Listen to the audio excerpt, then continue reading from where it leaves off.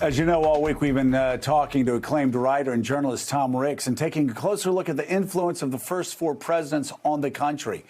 It's based on a great new book, First Principles, What America's Founders Learned from the Greeks and Romans and How That Shaped Our Country.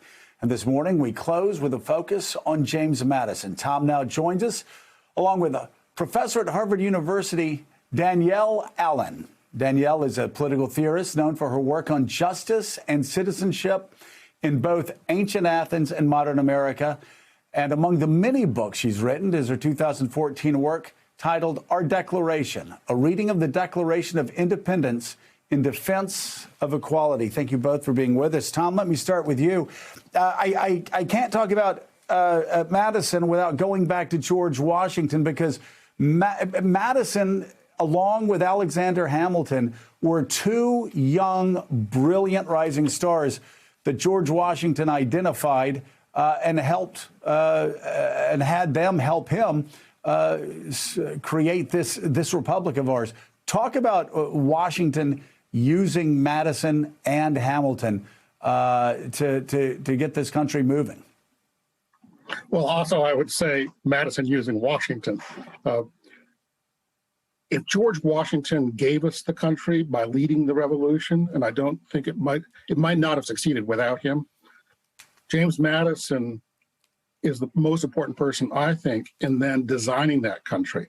Okay, Washington has led the revolution. What is it going to be? And first you get this Articles of Confederation government, a very weak central government, the states kind of wandering around by themselves, not unlike the last 4 years under Trump, especially with the virus. James Madison is such an extraordinary figure because he doesn't appear like someone who would play such an important role. He's small, he has a weak speaking voice, he suffers from some kind of epilepsy, he's not real social, yet he has brilliant political insights, and he's also a very good politician. A surprising combination. He's the guy who says, you know, we really need to have a constitutional convention. He reads up for 4 years on ancient Greek republics and city-states and leagues and confederations to look for why republics sometimes don't last. How can we make a republic that lasts, that is sustainable, that doesn't fall apart?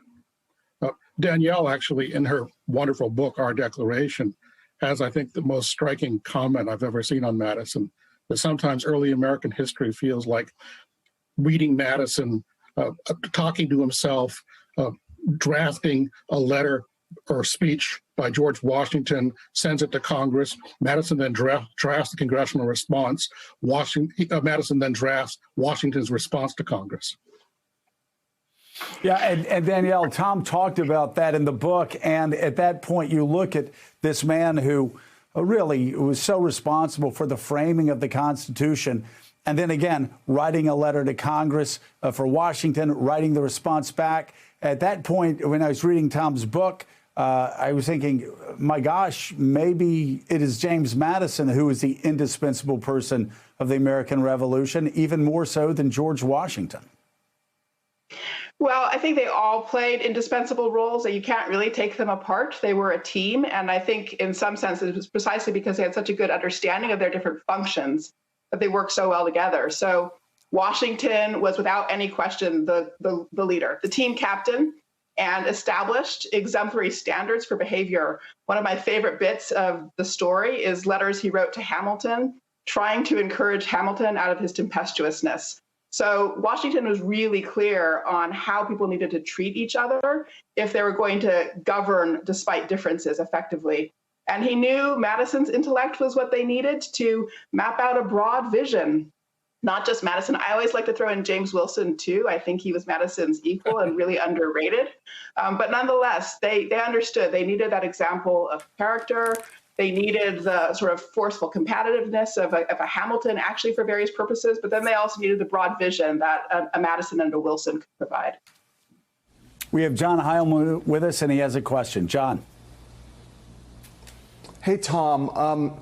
You know, when you think of Madison, I think, you know, there are a lot of things you could say about him. Obviously, an incredibly important figure in the founding of the country. But his presidency is that the main kind of term, the word that comes to mind most frequently when people talk about Madison, in addition to that kind of expansive vision, is also a kind of restraint. And I'm curious if you can talk about what you think the Madisonian virtue of restraint in government, what lesson that has as we head into this next period with probably divided government, with an executive that's become incredibly powerful over time.